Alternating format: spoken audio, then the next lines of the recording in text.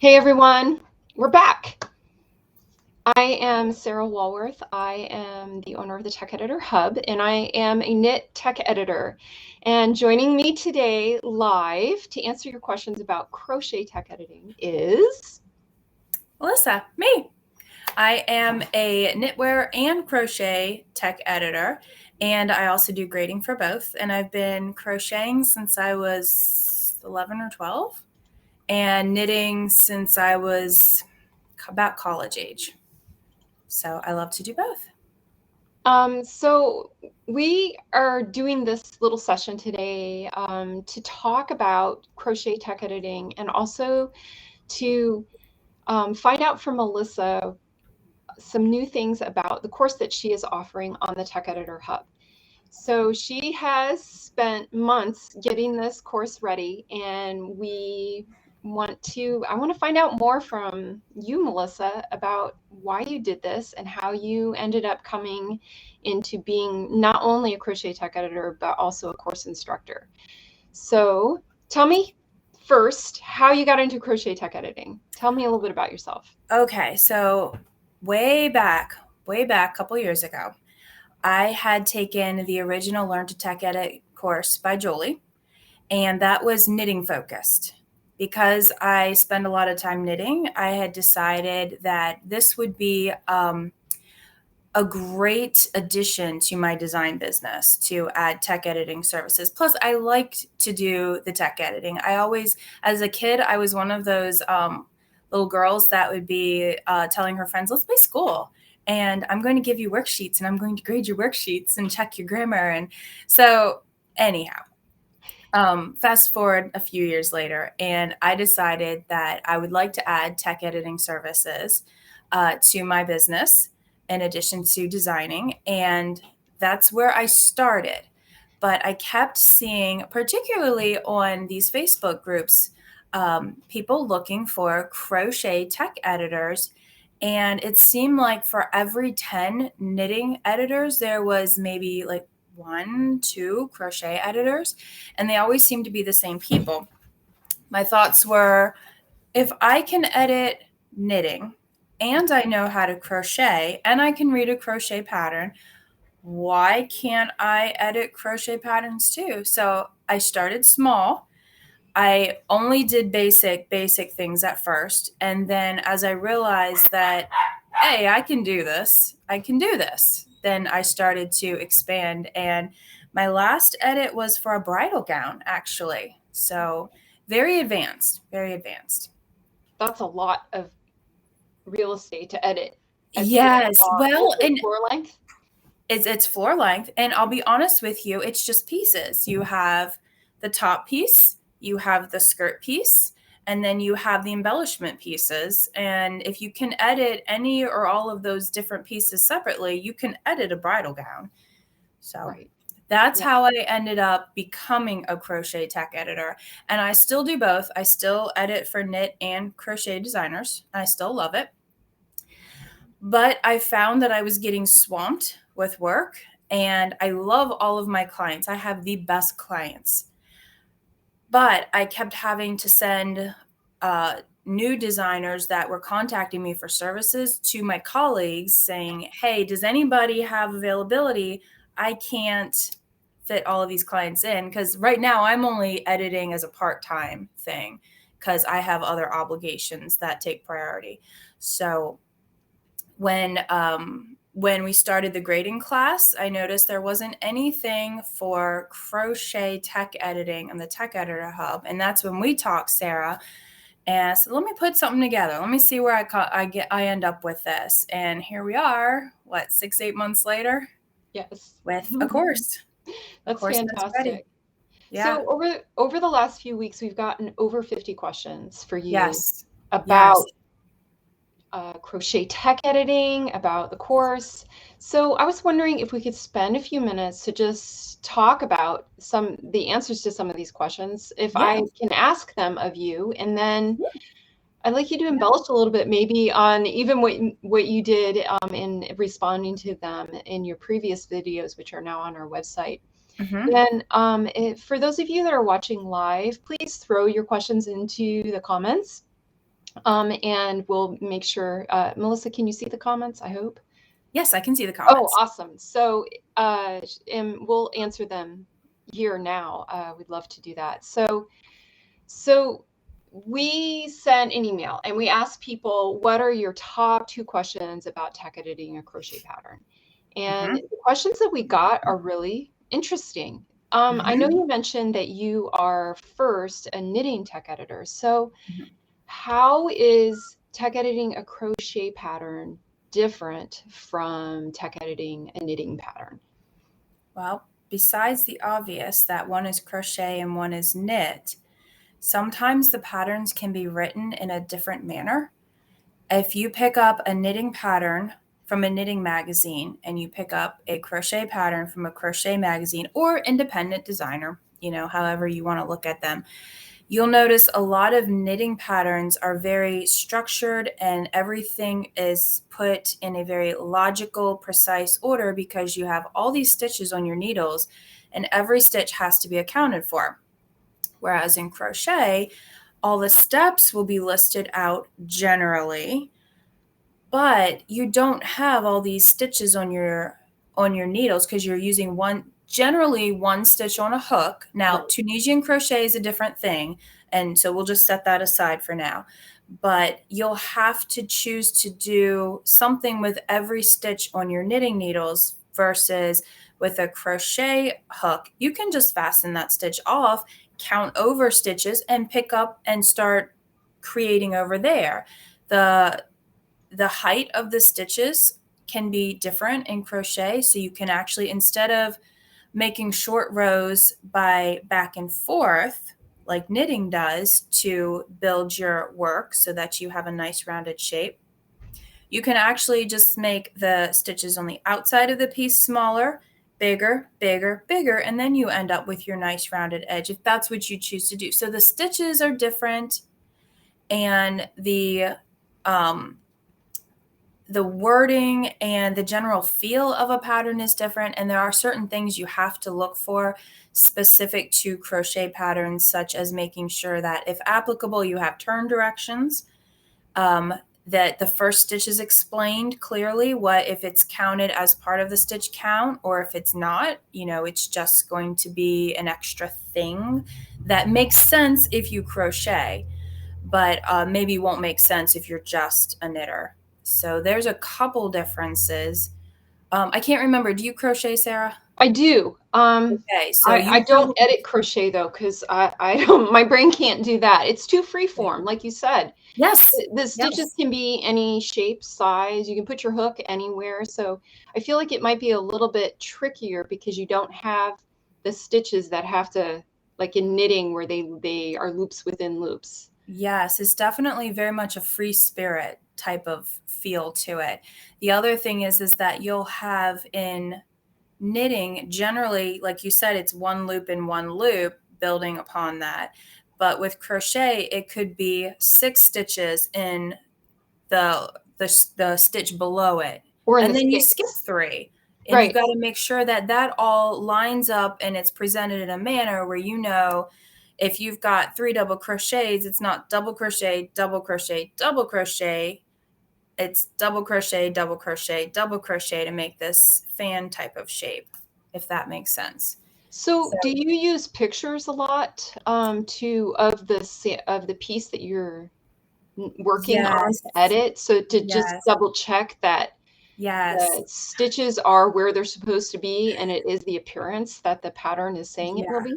Yeah, I actually, for the bridal gown that I just finished editing, the drape on the back, I was not 100% sure that the stitches were lining up. So I have a great little LaserJet printer. You might want to invest in one of those if you're going to need to print off pictures. LaserJet printer, I printed off the picture of the drape on a big sheet of paper so I could go through and actually look at each individual stitch and count and make sure that that picture matched the written instructions that I had. Right. Yeah. So, and that's more complicated. The more beginner stuff, you generally don't have to do that because it'll be more simple stitches and stitch placements. But Right. yeah. Yeah, when you're Exactly. talking about a bridal gown. No, we printed that one off, and I've actually got it tucked away somewhere just in case Just in anybody case you has. need it later. Just in case, yes, I should need it later. I'm like, I'm not printing that. I printed it in color too. I'm not printing that again. So one of the questions that was really fascinating to me is when you approach crochet tech editing, you just did a garment, right? Which Mhm. is a pretty standard. You're trying to make it fit a human body. Mhm. How is your approach for crochet tech editing different when you are editing something that's not a garment? So a toy or now I'm going to mispronounce it. Is it origami? Aragum. Now you're gonna make Oh me no, miss. now oh no. Amigurumi. Amigurumi is how I was taught to pronounce it. Amigurumi. Amigurumi, Yeah, or say maybe that 3 something times for fast. something household, like one of the things that is traditional in my family are crocheted rugs. Mhm. So how do you Blankets. tweak or adjust your editing flow between a garment and a toy? A lot of times with the toy patterns, I get a lot of the amigurumi across my desk, and they'll give the finished dimensions, but you have to keep in mind that as they fill and stuff these little toys with whatever they're getting filled or stuffed with, usually it's just like polyfill, like stuffing that you would buy at a craft store. As they're getting filled, they can stretch and change size ever so slightly. So the finished measurements should be close, but they don't necessarily have to be exact. And many, many times in the notes section, the designer will say gauge is not super important. You need to try to get close, but don't sweat it if you can't get exact gauge. Just keep a tight fabric. Make sure you've got a hook that gives you a tight fabric so that your stuffing doesn't show through. But then you have some pieces, like I edited a pillow one time where the gauge and the number of stitches gave me a pillow that I believe was 20 inches square, and they called for a 16-inch square pillow insert in the information page. So I had to go back to the designer, and the designer actually asked me, why can't we just say gauge isn't important? We don't need to worry about gauge. I said, well, you're having someone buy an insert. If it was, I don't know, something that you could adjust the sizing of as you go along, Right. then that would be different. But because you've got a set amount of stitches and a set amount of rows, and if they meet your gauge, they're going to have something that is way too big for this pillow form. You're going to need to either adjust your stitches and your rows or adjust the size of your pillow form. They have to match. So that pattern ended up getting polished up and sent out, and I'm sure it's fine. But a lot of times there Because can be it has wiggle to room with fit a gauge. shape, right? A specific shape, Yes. just like fitting Yes. a specific size body, right? Yes, yes. Now, if you've got a blanket or something like that, unless your gauge is completely off and you're trying to make a baby blanket and it turns out to fit like a king size bed, blankets generally are, the gauge. I make sure that the gauge and the finished dimensions match, but a lot of times the designer will say, just try to get close to gauge. Now, funny story, my daughter learned how to crochet. She wanted to make one of those amigurumi bumblebees, the ones that are about this big, Right. about the size of a football. She either did not buy the right size yarn or she did not match her gauge. I forget which one it was. And I can't back my camera up, but if you can picture it in your head, this bumblebee was big enough to put an 8-year-old child in size. She had to take some rows out and finish it so it was like shorter. But I think it took 2 of those giant bags of polyfill to end Polyfill. up filling.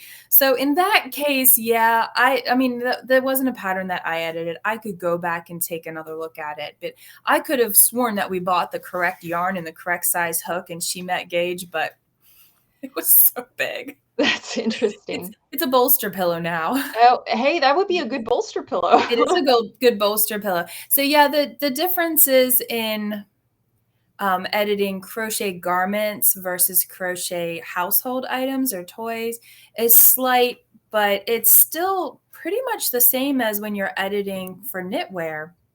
You still want to make sure that everything matches, and Right. your maker is going to end up with the item in the size that they want it to be if they meet their gauge and they buy the correct size yarn and all that. So, kind of a related question then is um, two aspects of it. What's the best method to know that you've checked everything in a pattern? Mm-hmm. And do you have a list of things that editors can ask to make a tech editing a crochet pattern easier? So in other words, how does a designer best prepare their pattern for tech editing? And then Mm-hmm. how do you know you got everything? Okay, so if you have a checklist to go by, that makes editing a whole lot easier.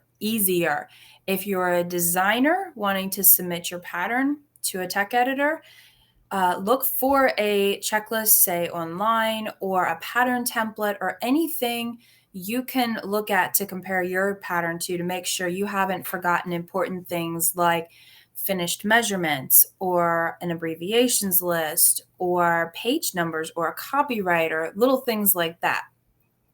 So I personally use a checklist, Mm-hmm. and I have been adding to it ever since I took Jolie's course. I made my own. I dropped things in there, like I call them my cheat sheets Yeah. that have like hook conversions or needle conversions, anything that over the years I missed in a pattern. Like one time, I think I missed the join in the round, making sure not to twist. So that I drop straight in my checklist because I don't want to forget that ever again. But I use a checklist and I go through every pattern with a fine tooth comb, just making sure I hit all of these things with my checklist. And And in your course, you have a checklist, right? Like yes, yes. And now the course checklist is very specific to crochet, whereas my personal checklist is either or, because I print off a whole bunch of them and throw them in my bag when I take off out the door. And, it makes sense for me to have both of them combined. Whereas if you just edit knitting or you just edit crochet, right, some of the things that I have on my list won't be applicable to your people. right. Yeah. But in this course that you just developed, Mhm. you've made a checklist that Mhm. they can start, the editors that take your course can start Mhm. using Absolutely. this to edit. So they don't have to like come up with their own right off the bat. No, no, no, no. But if they find that they want to add things to the list, that's fantastic. If they Oh want yeah. to make I their add own things all the list, time to mine. yeah, yeah. And it's not an all inclusive, every single thing in every possible pattern you could edit type of list. Right, It's the main things, like you need to check for consistency. You need to make sure that everything's included in your information page. right, I may not have something that comes up in a pattern that one of my students end up editing, right. but it's always an ever evolving work in progress. A Yes. checklist is. So something that might be on a checklist is to check if the pattern indicates it's in UK terms or US terms. Yes. Now, can you talk a little bit about how this works related to editing, how you check it, and maybe how a pattern should talk about it?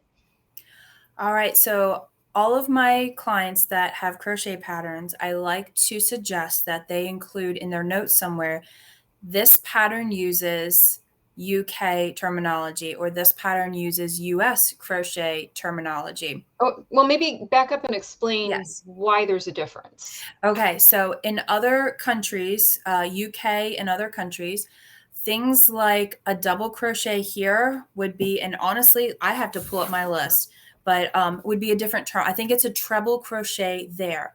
Most of my patterns that I edit are US terminology.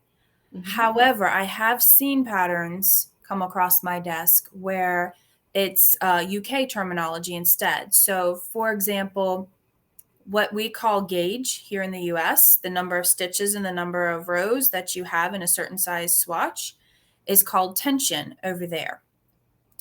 When I get a crochet pattern, I will verify with the designer whether they used US terminology or UK terminology, if it's not stated in the pattern.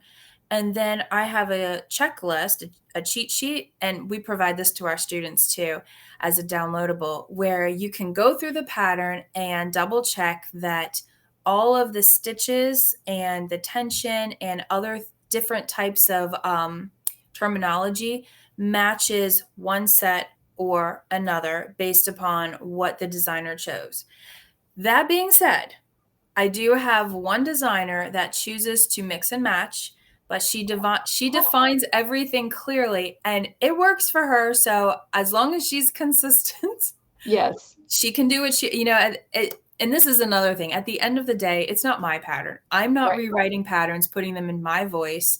I don't edit for third-party publication. I don't own a third-party publication where everything has to be formatted and sound exactly the same. The designers keep their voice. So if they want to mix and match, as long as they clearly define every term, Right. that's their choice. Absolutely. So it's a matter of being consistent. Being consistent, yes. Being Do clear. you have to be really familiar with that terminology to edit it well, do you think? Or is it like a straight conversion related to the terminology? It's generally a straight conversion related to the stitches. So the one that I'm thinking of, the single crochet here is a double crochet over in the UK and other places. Right. But if you crochet, then you'll have seen these stitch, abbreviations and terminology before. This would be familiar with you, unless you've never seen a pattern that's not in the terminology that you're familiar with. Right. If that makes sense. Absolutely. Yes. So let's talk a little bit about getting ready to be a tech editor. So Yes. some of the questions that we've gotten are, do I have to have a degree to tech edit? No. How would a person know that they are ready to jump in to learn how to tech edit? I tell everybody who is interested in taking this class, the prerequisites are you have to know how to crochet. You don't have to be crocheting bridal gowns, but you need to have a beginner to intermediate level of crochet knowledge. You need to be able to make stitches in crochet. You need to be able to read and follow a pattern in crochet. And then as a bonus, if you like grammar, and it's not research papers with APA formatting or anything like that. It's the grammar that most of us were taught up to about middle school, or if you're not from the US, that would be about 12, 13 years old. At least in my area, it's about 12 to 13 years old. The grammar that you learn up until you're about 12 and 13, and then basic math. You'll want to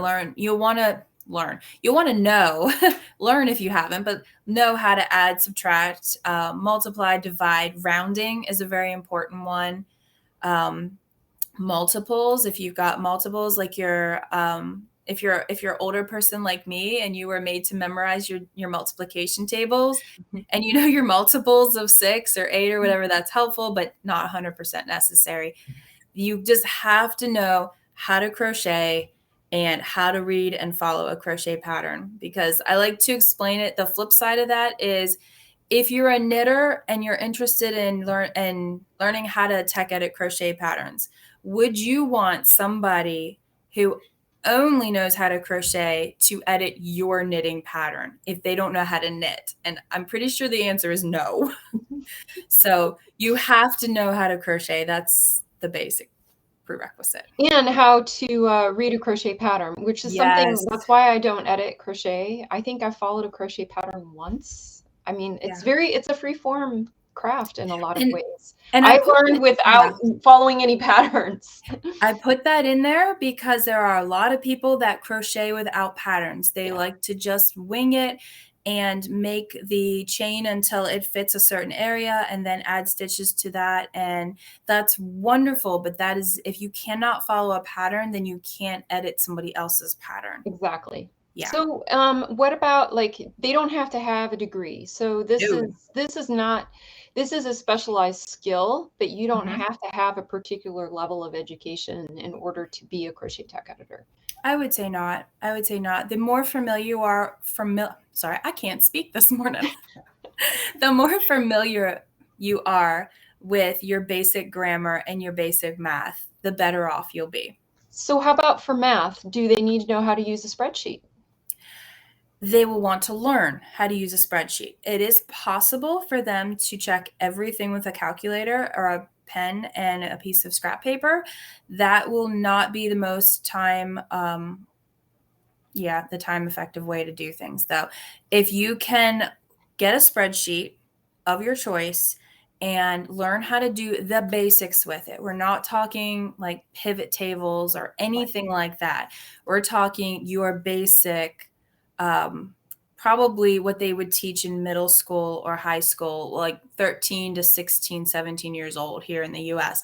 Right. The very basics, then Right. you'll probably be fine. You'll be good to go. So I know that you took Jolie's Learn to Tech Edit course when you got Yes. started tech editing Yes. and knitting. Did you find that taking a course was worth it? Did it help Oh, you to yes. find clients? In other words, how do I know that this is going to be worth it for me in the long run? Okay. So I'm going to repeat what Jolie said in her course. You can absolutely do this without taking an official course anywhere. Right. You can go and gather all the information you need from the four corners of the internet in every library book or crochet book you purchase, Right. and all the resources, in real life that you can. However, that's going to take you a while. And if you want to make sure that you don't miss anything, I found that her course was invaluable. I loved that she laid everything out start to finish in her course. And she made sure that there was nothing missed. And then on top of it, she explained how to decide what kind of a technology you want to use in your business, and then the basics of setting up a business for tech editing. And so I very much enjoyed Jolie's course because I had some of the knowledge, but Mhm. I had the gaps in what I would end up needing to do later on as a tech editor. So she reinforced everything that I already knew, but then she added to that knowledge so that when I was done her course, I was ready to launch and I had confidence that I knew what I was doing and I knew the direction I needed to head. And I even knew how to go about trying to get a first couple clients doing that. So, So this course that you yeah. just built, Yes. um, is that built on the same model? Like, what do you hope that your students come away with? I hope that when my students start and finish this course, that they are confident in knowing how tech editing works Mhm. and how they want their business to be set up and how they want to actually do the process of editing, whether that is with an iPad, waiting for their kids at lessons, or having a formal dedicated office space. However they want to do it, I want them to come away from this feeling confident. And also confident that if they do have questions in the future, they can come back here to the Tech Editor Hub on Mhm. Facebook or other locations where we might be and say, hey, I've got this question. Like I did, and I still do at times. I come back to these groups and I say, hey, can someone just check me here and make sure that I'm not overthinking this or underthinking this? And I get great feedback on specific questions. But yeah, that's where I want my students to end up. I want them all to end up with as successful and as busy a career as they want. Because you need help, right? I need help. I need help. I did this mainly for selfish reasons. I have too many people contacting me and wanting my services, and I feel awful having to turn them away So I need more good quality crochet tech editors in the world. Yes, and that is the goal of the Tech Editor Hub too, is we Yes. want confident and competent tech editors Yes. making patterns better everywhere. Exactly. So, Exactly. I think the one of the questions that interested me the most is how how will I know that this is worth it for me? Like, this is a costly course, so we can say Mhm. upfront the enrollment is open this week for Mhm. Melissa's course. It costs $297 Mhm. if you pay upfront, and if you want to do a payment plan, it's $156 over 2 months Mhm. payment plan. So this is an investment. Mhm. Um, how, for you, from your perspective now, you've been in this for a few years, how do you look at that kind of cost upfront for a course? I look at it as a tax deduction. Okay. Yes, if you can write it off, you can write anything off on your taxes, do it. I'm not a tax professional. You need to go talk to an accountant or a tax professional in your area of the world. But you can definitely, at least in my part of the world, write this kind of stuff off if you own a business. So I look at it as a tax write off, and then two, as what are you going to be getting out of this course? So I envision one of my students going from, I don't know how to tech edit, but I want to tech edit crochet patterns, either for a full-time job or a side job, extra income, whatever their goal is, to go start to finish, find some clients, do a few jobs, a few tech editing jobs, and then your class is paid for. Even if you never write it off, your class is paid for after a few tech edits. Now, the size and the complexity, and I can't give you an exact number because your base rate may differ from mine, your time may differ from mine, et cetera, et cetera. But within a few edits, it definitely pays for itself. And there are designers, crochet designers out there who are willing to pay for a good quality tech editor. That was another question I kept hearing is, but they just won't. There's nobody out there that wants to pay for a good quality tech editor. Yes, there are. Yes, don't. The other quote I just heard recently was, if you get pushback on what your services cost, then you need to change your messaging and not your value.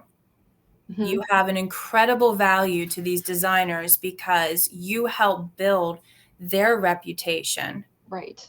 and the service you provide them is very valuable. Right. So there are designers out there. They are always new designers coming onto the scene, and there always will be a need for crochet tech editors. And let's just bring it all back together again. What is tech editing, and how does it apply to crochet patterns? Mm-hmm. And I think then we can just wrap it up a little bit here. Yeah, so if you're not familiar with tech editing, well, welcome to the Tech Editor Hub. Tech editing is making things Polishing them up. clear, correct. Yep. Going line by line through a pattern with a fine-tooth comb, making sure everything is clear, correct, consistent, and mathematically accurate, amongst other things. And Making sure that, crochet patterns deserve to be clear, correct, yep, and yep, consistent in the same way that every other pattern does. So, yep, they're no less valuable than knitting patterns. They deserve to have a good editor too, to make sure that those makers are happy and satisfied with the product they purchase, or even the free download that they have. right. You know, um, That's yeah, that's fantastic. that's what a tech editor does. They make your pattern look fabulous. So you And they can, improve you as the designer. They get, if you're a designer, it improves your relationship with your makers, with your yes, crocheters. yes. They're different than testers. They're not testers and tech editors. I get this question a lot. What's the difference? Mm-hmm. A tech editor will spot that missing period or see that dash that should have been a hyphen instead. Whereas a tester will tell you about the fit and how clear the pattern was to them. Mm-hmm. You know. So those two can work in tandem. Yes. A tech editor and having testers can be a great full process of getting your pattern ready for the makers. Yeah. So thank you for being here today, Melissa, and talking about this. Melissa Metzbower is the Tech Editor Hub Crochet Tech Editing Instructor. The enrollment for the course is open for just this week. And the course starts next Monday, February 28th. You can find out all the information about the course that she's offering, and you can ask her more questions if you need to on our website and at the link that I'll put down in the comments below. So thanks for being here, Melissa. It was great talking with you about tech editing. Thanks for having me. I've enjoyed this. And we'll see you around. Take care. Bye, everyone.